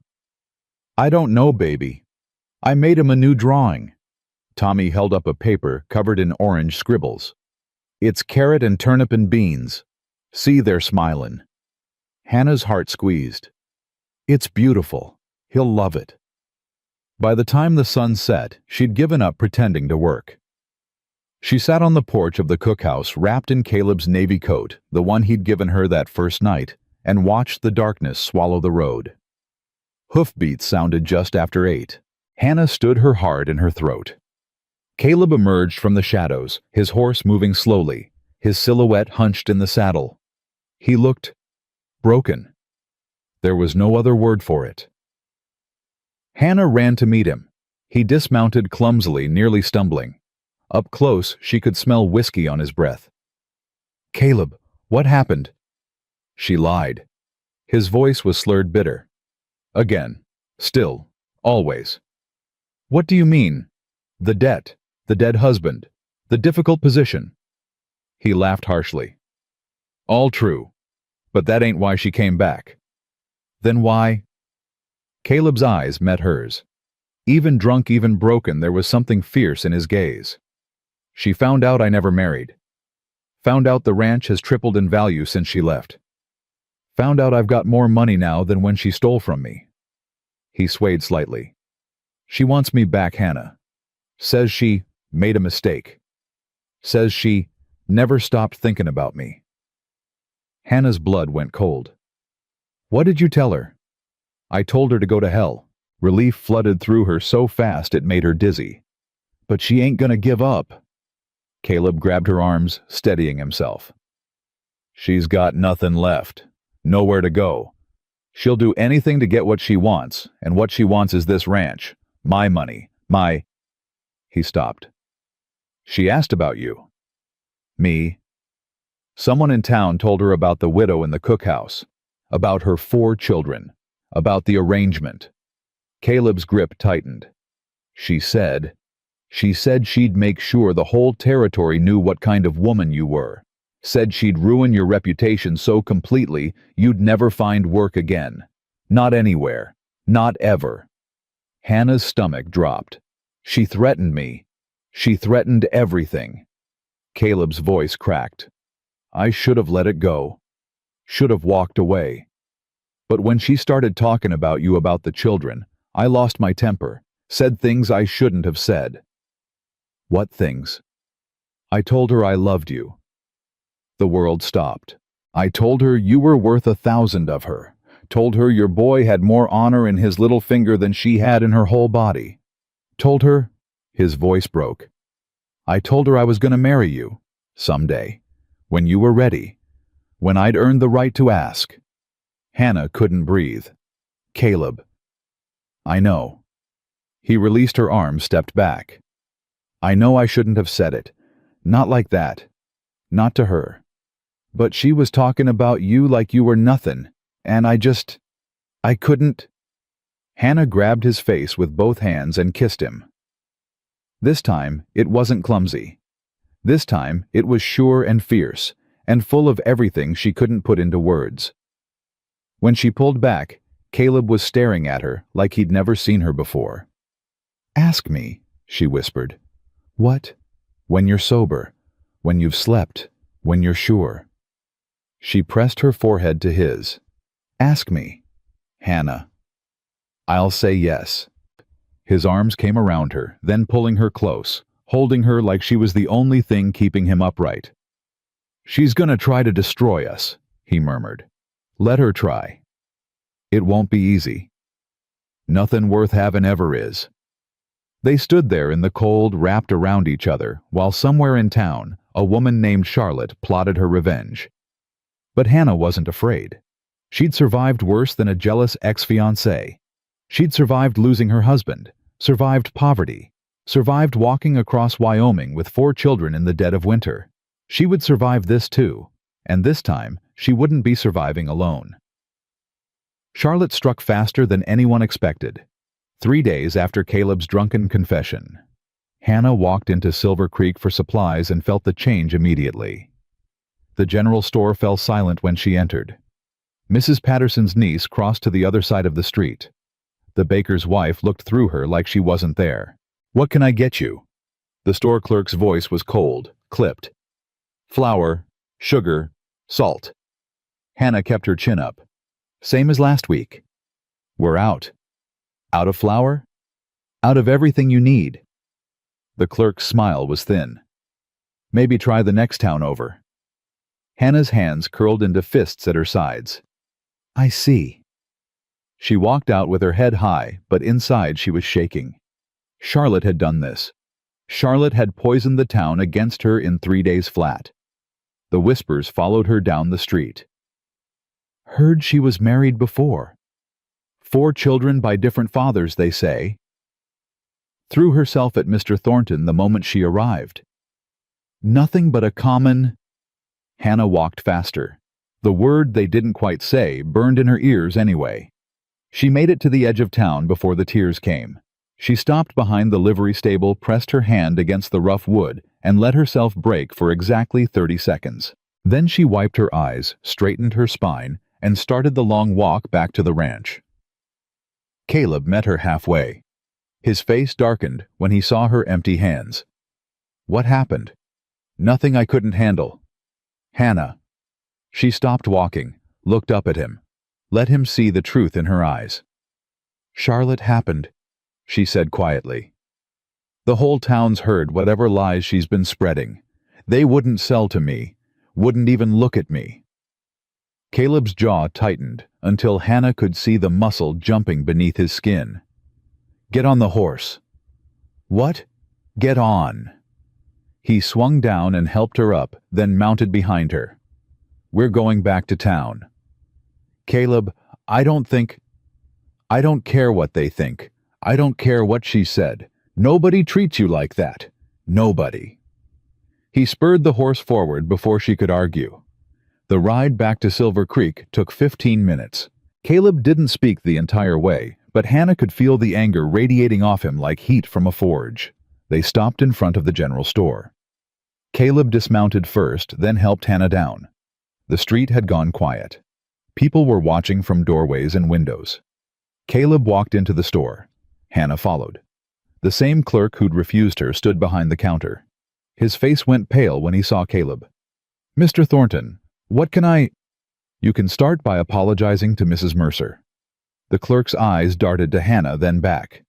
Sir, I don't know what she told you, but... I know exactly what happened. Caleb's voice was low and dangerous. I know you refused to serve her. I know the whole town's been treating her like dirt because of lies spread by a woman who stole from me and left me for dead 8 years ago. Murmurs rippled through the store. Other customers had stopped pretending to shop. Now you've got two choices. Caleb stepped closer to the counter. You can apologize to Mrs. Mercer, fill her order, and we'll forget this ever happened. Or you can refuse, and I'll take my business, all of it, for every ranch hand and every supplier contract I've got to the next town over. Permanently. The clerk's face went from pale to gray. Thornton Ranch was the biggest customer in Silver Creek. Losing that business would be devastating. I'm Mr. Thornton. Choose. Silence stretched. The clerk looked at Hannah. She saw the struggle in his eyes, pride warring with practicality, prejudice battling profit. I apologize, Mrs. Mercer. The words came out strangled. What did you need today? Flour, sugar, salt. Hannah kept her voice steady. Please. The clerk filled her order with shaking hands. Caleb paid without a word, took the packages, and guided Hannah out of the store. The street was still watching. Caleb stopped on the wooden sidewalk and turned to face them all. I'm only going to say this once. His voice carried across the frozen street. Hannah Mercer is under my protection. Anyone who disrespects her disrespects me. Anyone who spreads lies about her spreads lies about me. And anyone who makes her life difficult. His eyes swept the crowd. Will answer to me, personally. Nobody moved. Nobody spoke. Caleb put his hand on Hannah's back and walked her to the horse. He helped her mount, swung up behind her, and rode out of town without looking back. They were halfway to the ranch before Hannah found her voice. You didn't have to do that. Yes, I did. People will talk more now, not less. Let 'em talk. Hannah twisted to look at him. Caleb, I'm trying to protect you. Your reputation. My reputation don't mean a damn thing if I can't protect the woman I love. The words hung in the cold air between them. Caleb's jaw was set, his eyes fixed on the road ahead, but Hannah could see the vulnerability beneath the anger. You said that to Charlotte, she said softly, that you loved me. I did. Did you mean it? I meant every word. Hannah turned back around, pressing her back against his chest. His arms tightened around her.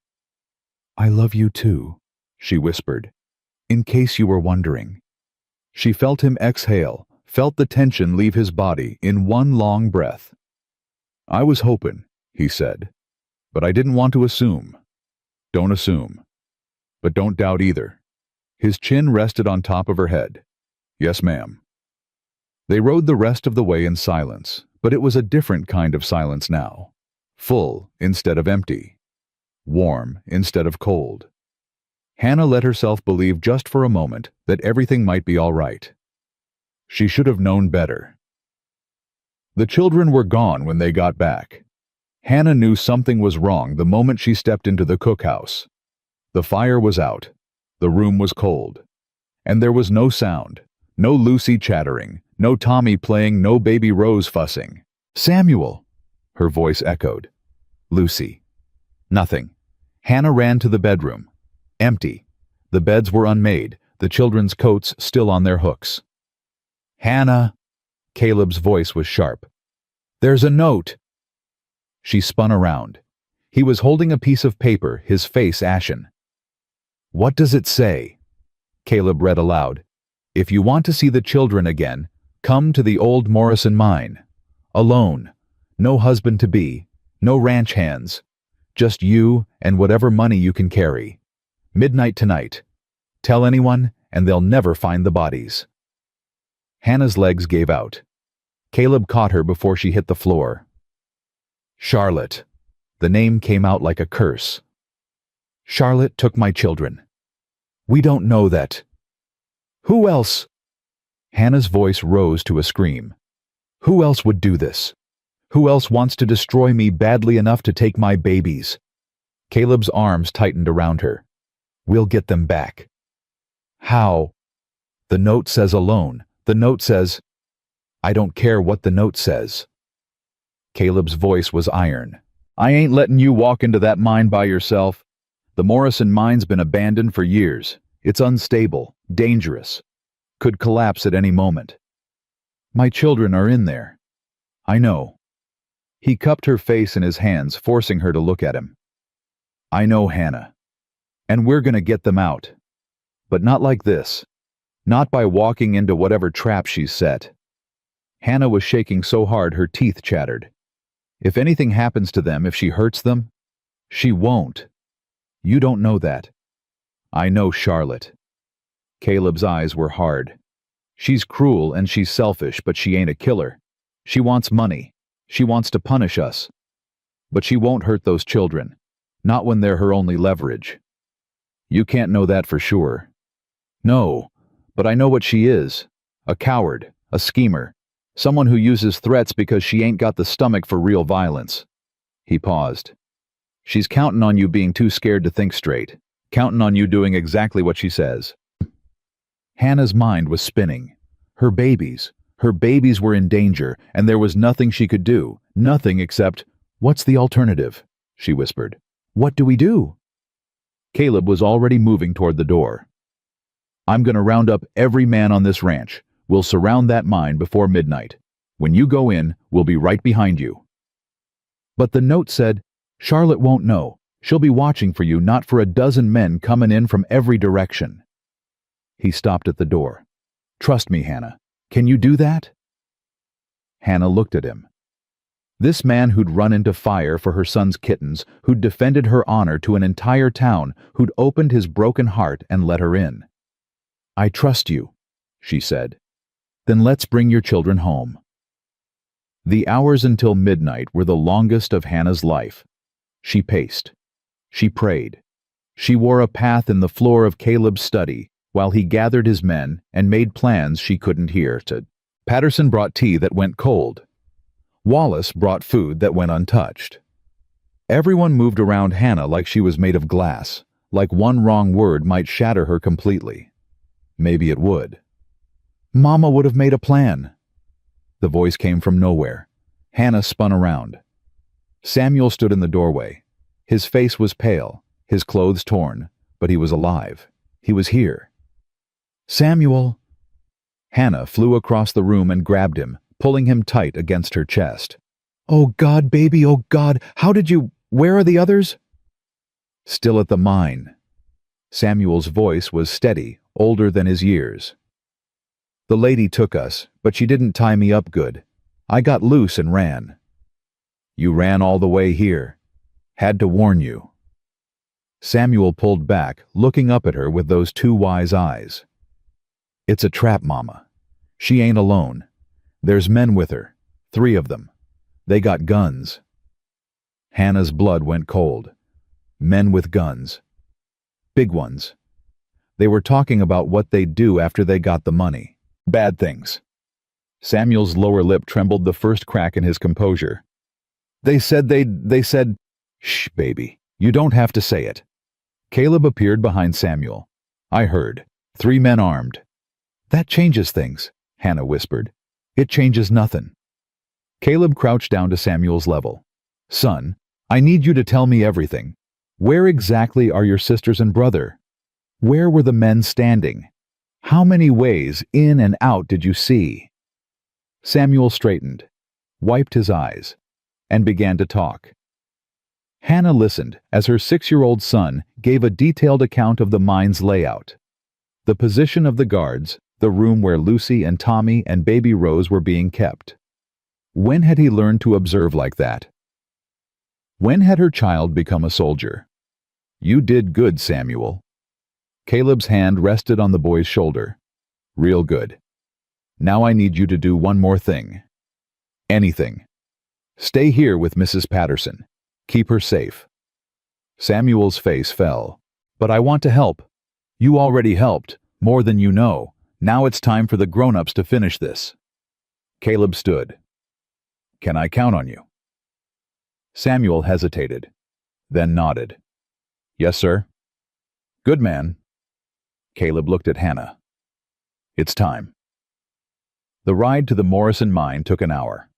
Hannah rode beside Caleb, surrounded by a dozen armed ranch hands, her heart pounding so loud she was sure Charlotte could hear it from miles away. They stopped half a mile from the mine entrance. Caleb dismounted and helped Hannah down. "Remember the plan," he said quietly. "You go in the front. Keep her talking. We'll come in from the old ventilation shaft Samuel told us about. And if something goes wrong—" Caleb pressed something into her hand. Hannah looked down. A pistol. "You know how to use it." "William taught me, years ago."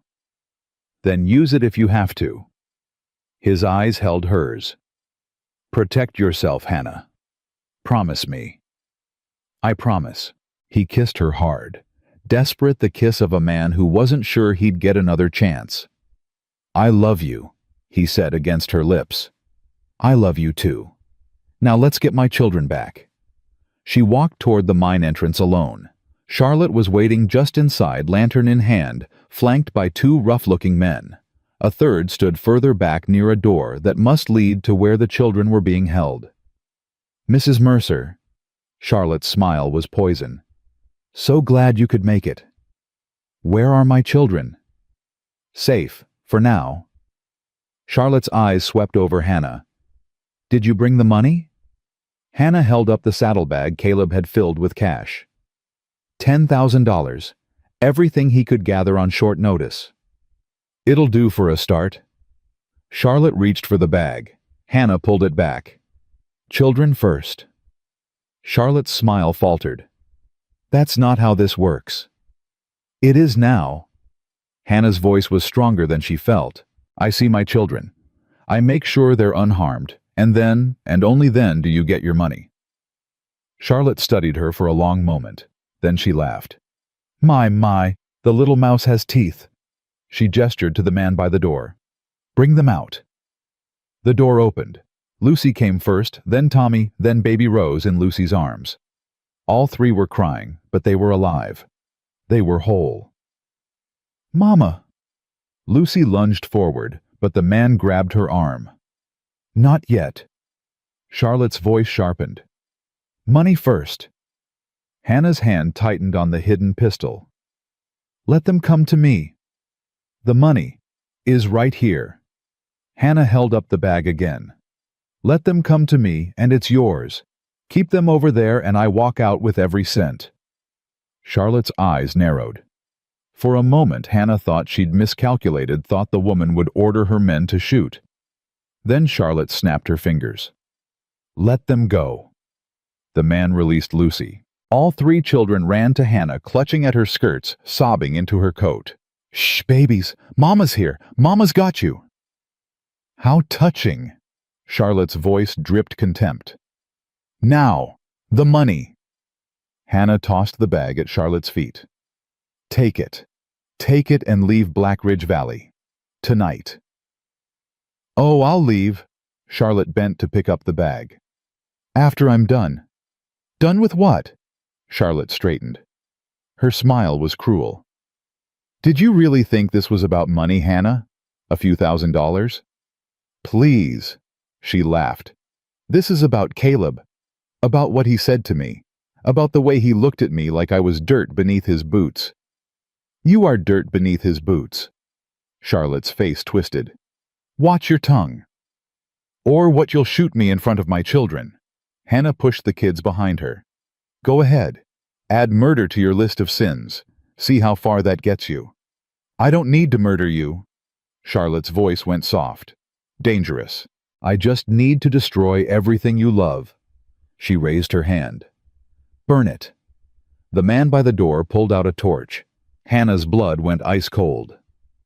"This mine's been sitting on coal for 50 years. Charlotte continued. "One spark and the whole thing goes up, with all of us inside. You'd kill yourself." "I'm already dead." Charlotte's mask cracked, showing something desperate and broken underneath.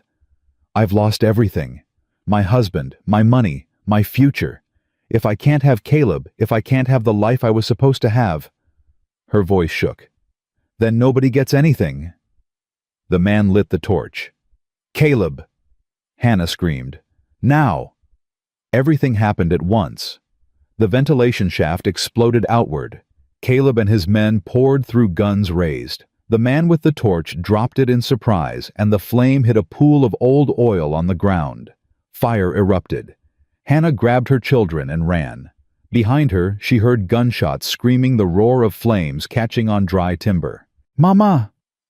Lucy stumbled. Hannah scooped her up without stopping, Tommy clinging to her other hand.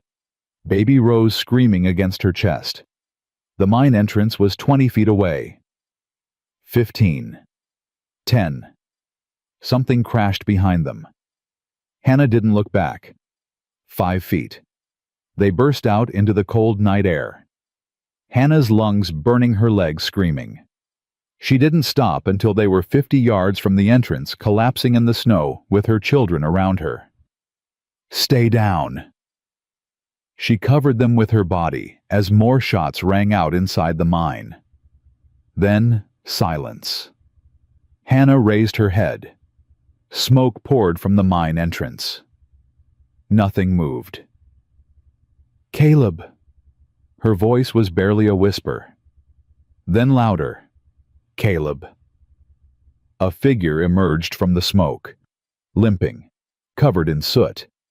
"Caleb." Hannah sobbed with relief. She tried to stand, but her legs wouldn't hold her. It didn't matter. Caleb closed the distance himself, dropping to his knees beside her and gathering her and all 4 children into his arms. "It's over," he gasped. "It's over." "Charlotte, gone." His voice was flat. "The fire, she couldn't get out in time." Hannah should have felt something. Horror, pity, relief. Instead, she felt nothing but the warmth of her children against her body and the solid strength of Caleb's arms around them all. "Is everyone?" She couldn't finish. "My men got out. Her hired guns are either dead or running." Caleb pulled back, checking each child with shaking hands. "Lucy, Tommy, Rose, you're safe. You're all safe." "Mr. Thornton." Tommy's small voice cut through the chaos. "You came to save us." "Of course I did." "Like a hero in a story." Caleb's eyes met Hannah's over her son's head. Something passed between them, grief and relief, and love and terror all tangled together. "Not a hero," Caleb said quietly. "Just a man who couldn't bear to lose his family." Tommy frowned. "But we ain't your family." Caleb looked at Hannah, looked at Lucy clutching his coat, at baby Rose reaching for his face, at Tommy pressed against his side like he belonged there. "Ain't you," he said softly. And for the first time since Charlotte's letter arrived, Hannah let herself believe they might actually survive this. All of them. Together. The days after the mine burned down were a blur of doctors, sheriffs, and questions Hannah couldn't answer. The county sheriff rode out from Silver Creek with 2 deputies. He took statements from Caleb, from Hannah, from every ranch hand who'd been there that night. He examined what was left of the mine recovered, what was left of Charlotte and her hired men, and wrote his report in careful, emotionless script. "Self-defense," he concluded. "Clear case. Woman was disturbed, planned to murder Mrs. Mercer and her children. Mr. Thornton and his men acted to save innocent lives. No charges would be filed. No investigation would follow. It was over. Except it wasn't. Not really." Hannah woke screaming 3 nights in a row. Each time she dreamed of fire, of her children's faces disappearing into smoke, of Charlotte's twisted smile as the flames rose around them. Each time Caleb was there, holding her, whispering that she was safe, that the children were safe, that nobody would ever hurt them again. "I believe you," she'd say, trembling in his arms. "I do, but my body hasn't caught up yet. It will. Give it time." "How much time?" "However much you need." The children recovered faster than she did. Children always do. Within a week, Tommy was back to chasing his kittens. Lucy was practicing her letters with renewed determination. Baby Rose had stopped flinching at loud noises. Only Samuel remained changed. Hannah found him on the porch one morning, staring at nothing, his drawing supplies untouched beside him. "Baby?" She sat next to him. What's wrong? I keep thinking about that night. I know, me too. Not the scary parts. Samuel turned to look at her. The part where Mr. Thornton came through the wall. The part where he picked up Lucy and carried her out even though his arm was bleeding. The part where his voice caught. The part where he called us his family. Hannah's heart squeezed. That bothering you? No. Samuel shook his head. That's the part I can't stop thinking about. Because I wanted it to be true. I wanted it so bad, Mama. Hannah pulled him close. I know, baby. Is it true? Are we his family now? I don't know. Honesty was all she had to give. We haven't talked about it, not properly. There's been so much happening. You should talk about it. Samuel. Mama. He pulled back looking at her with those two old eyes. I almost died in that mine. We all almost died. And the whole time I was tied up in there, all I could think about was how I never got to call him Papa. Not even once. Hannah's throat closed up. I ain't a little kid anymore. Samuel continued. I know how things work. I know you can't just decide to be a family, but Mr. Thornton Caleb, he's already acting like we are. He's already treating us like we belong to him. His voice dropped to a whisper. I just want to know if it's real, if it's gonna last, or if someday he's gonna wake up and decide we're too much trouble and send us away. Hannah didn't have an answer. She'd been asking herself the same question. That evening she found Caleb in his study, staring at the fire with a glass of whiskey untouched in his hand. We need to talk. He looked up. I know. Samuel asked me today if we're your family. What did you tell him? That I didn't know. Hannah crossed to the chair across from his and sat. That we haven't talked about it. Caleb set down his glass. What do you want me to say, Hannah? That I ain't sure, that I'm scared? Because I am. I'm terrified. Of what? Of losing you. The words came out raw. Of losing them. Of waking up one morning and finding out this was all some fever dream, and I'm still the same broken man I was before you walked onto my land. Caleb. I told Charlotte I was going to marry you. He stood abruptly pacing to the window. Told her like it was already decided, like I had any right to assume you'd say yes. I told you I would. In the heat of the moment, after I'd been drinking. That ain't how this should happen. Hannah rose and crossed to him, placed her hand on his back. Then how should it happen? He turned. His eyes were wet. Like this. He took her hands in his. Hannah Mercer. I ain't got pretty words. I ain't got poetry or promises I'm sure I can keep. All I've got is a ranch that's too big for one man, a heart that's been broken so long I forgot what whole felt like, and 4 children who already feel like mine, even though I got no claim to 'em. Hannah's breath caught. I want to build you a house. His voice shook. By the lake where the sunrise hits the water just right. I want to watch your children grow up. I want to teach Samuel to ride and help Lucy with her letters, and take Tommy fishing and hold Rose when she cries. He paused.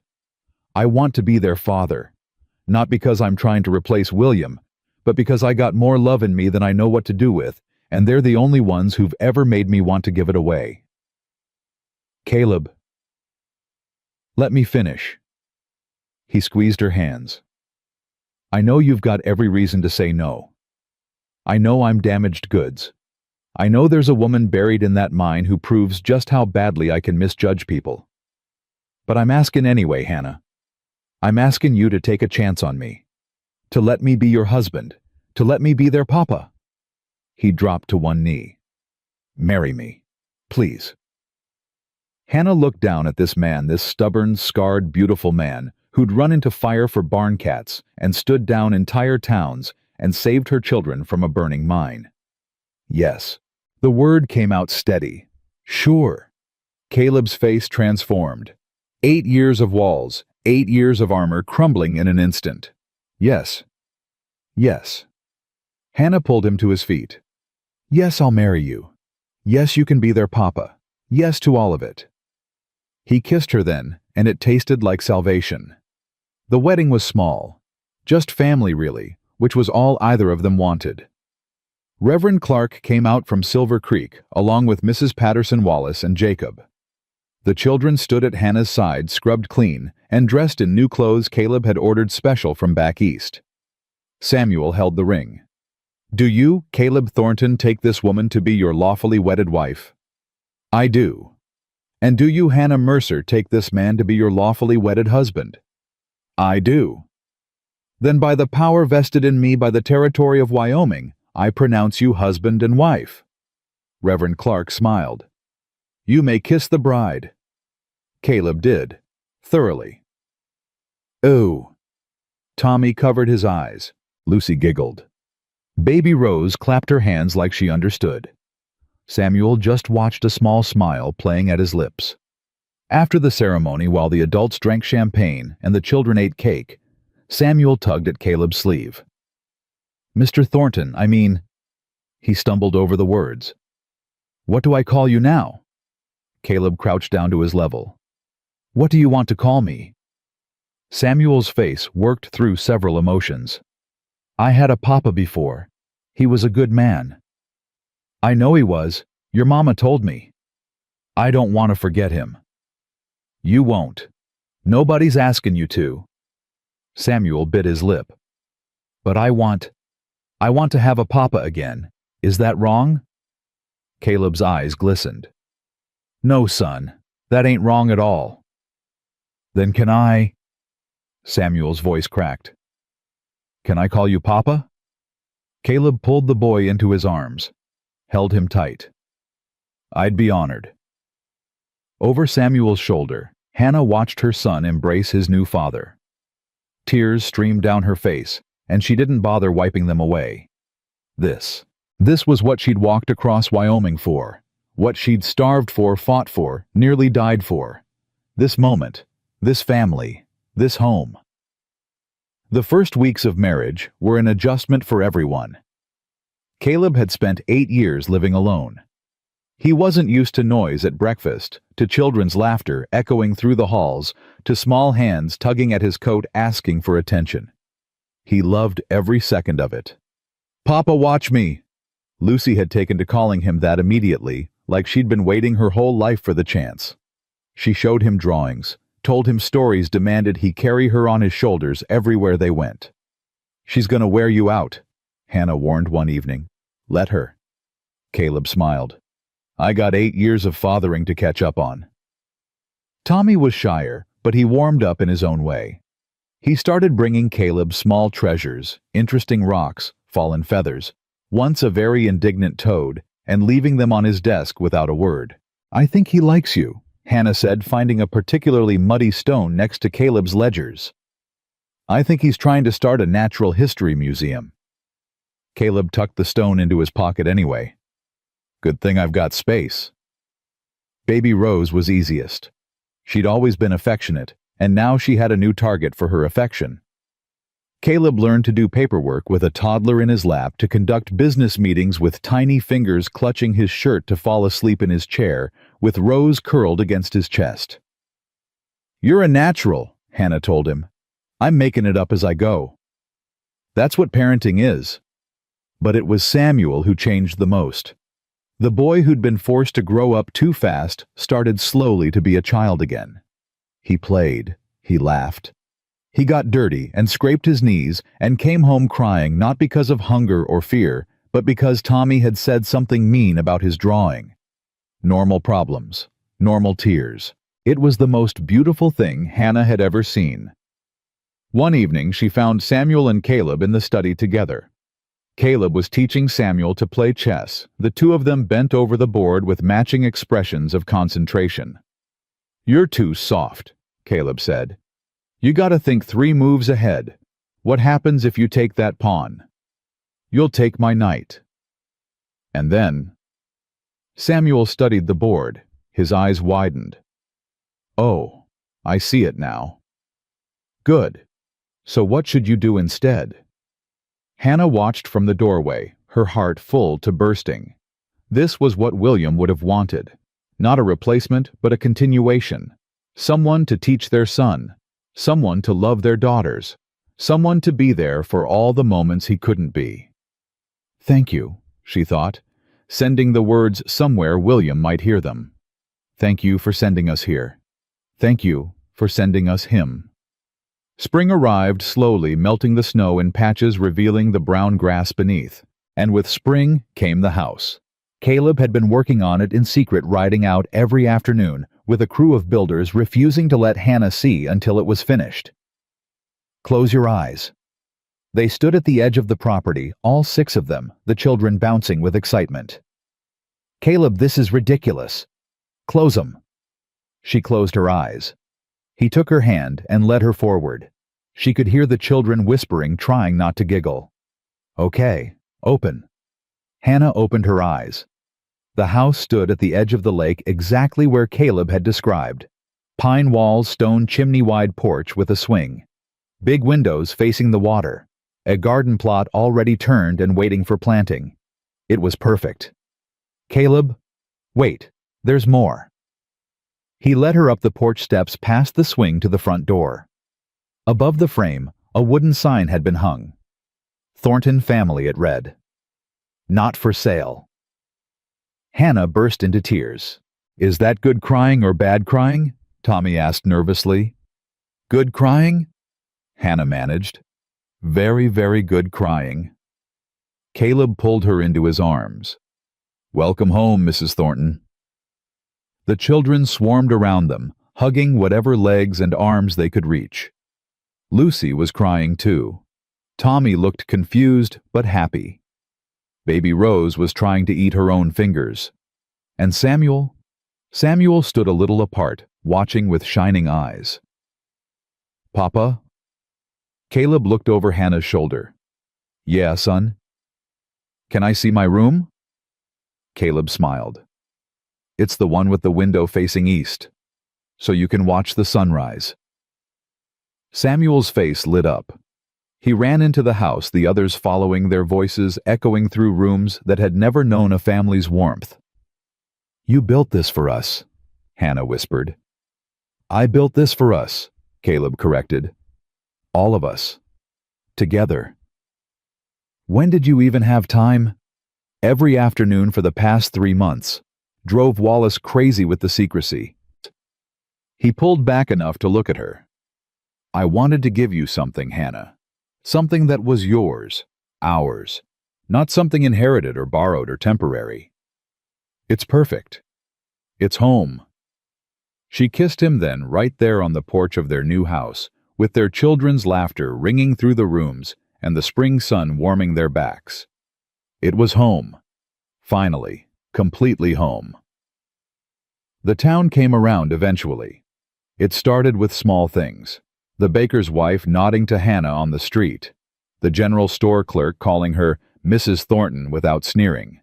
The blacksmith's daughter asking Lucy to play. Then bigger things. An invitation to Sunday dinner from the doctor's wife. A request for Hannah to join the church quilting circle.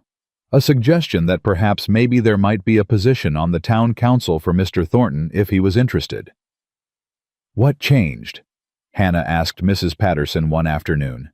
Charlotte's gone. The housekeeper shrugged. And you stayed. When someone gets knocked down as many times as you did and keeps getting back up, eventually people start respecting it. Or they just got bored with the gossip. That too. But Hannah noticed other things. The way the townspeople looked at her children, now not with suspicion or pity, but with something like affection. The way they asked after Samuel's drawings, after Lucy's letters, after Tommy's kittens, after baby Rose's first steps. Her family had become part of the community, not despite the scandal, because of how they'd survived it. One evening, Reverend Clark paid a visit. I wanted to thank you, he said, sitting in the parlor of the new house with a cup of coffee in his hands. Thank us for what? For showing this town what courage looks like. He smiled. We've had our share of hardship out here. Droughts diseased the mind collapse that took so many husbands and fathers. But we'd forgotten how to stand up for each other, how to protect our own. I didn't do anything special. You walked across Wyoming with 4 children in winter. You took work when no one else would hire you. You stood up to a mad woman who wanted to destroy everything you'd built. And through all of it, you never stopped believing that things could get better. The Reverend shook his head. That's not nothing, Mrs. Thornton. That's faith. The real kind. Hannah didn't know what to say to that. Later that night, she told Caleb about the conversation. He's right, you know. Caleb pulled her close in their bed. You're the strongest person I've ever met. I'm not strong. I just didn't have a choice. Everyone has a choice. You chose to keep going. You chose to hope. You chose me. He kissed her forehead. Those ain't small things, Hannah. Those are the biggest things there are. She fell asleep in his arms, warm and safe and loved. And for the first time in 2 years, she didn't dream of fire. Summer came and with it a celebration. 1 year since Hannah had walked onto Thornton land, with nothing but 4 hungry children and a spine of pure steel. 1 year since Caleb had heard a boy ask him not to take his food. The whole town came out for the party. Tables were set up by the lake loaded with food from every kitchen in Silver Creek. Music played. Children ran. Adults danced. A year ago, I was sleeping in a broken barn, Hannah said, watching the celebration from the porch of her house. Afraid every night that my children would freeze. A year ago, I was eating alone in a house too big for one man. Caleb stood beside her, his arm around her waist. Convinced I'd die that way. Look at us now. Look at us now. Samuel ran up breathless. Papa Tommy fell in the lake. On purpose or on accident? On purpose. He wanted to see if the fish would come say hello. Caleb sighed. I'll get him. You stay here. He jogged off toward the lake. Hannah watched him go. Watched him wade into the water, fully clothed, to retrieve a giggling Tommy. Watched Lucy clap her hands with delight, and baby Rose toddle toward the commotion. Mrs. Thornton. She turned. Mrs. Whitfield stood behind her, the same woman who'd tried to drive her out of town a year ago. Mrs. Whitfield. I wanted to... The woman faltered. Started again. I wanted to apologize for how I treated you, for what I said. Hannah studied her. Why now? Because I was wrong, and I was too proud to admit it before. Mrs. Whitfield's face was tight with discomfort. My daughter is getting married next month. To a man from back east, a good man. But she almost didn't accept his proposal because she was afraid of what people would say, afraid she wasn't good enough for him. What changed her mind? You.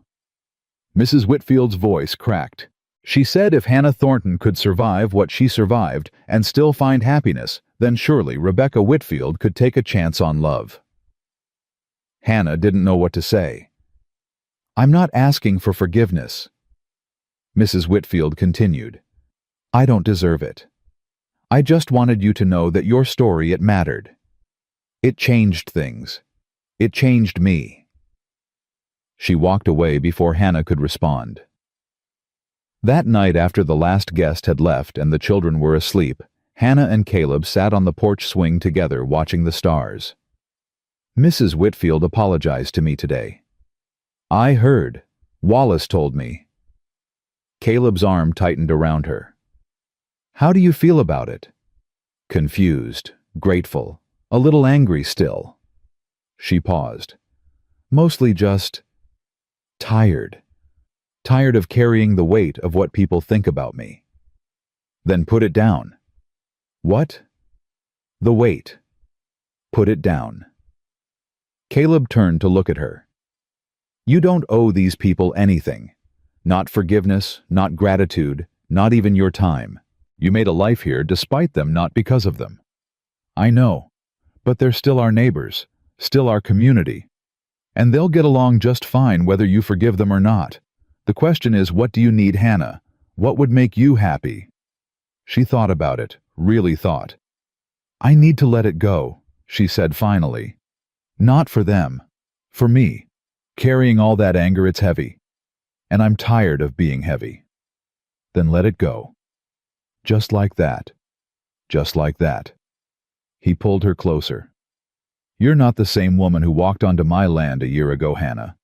You've got a home now, a family, a husband who loves you more than he ever thought possible. He kissed her temple. You can afford to put some things down. She leaned into him, letting his warmth seep into her bones. He was right. She could afford it now. She could afford so many things she'd never imagined. Autumn brought changes. Samuel started school in town.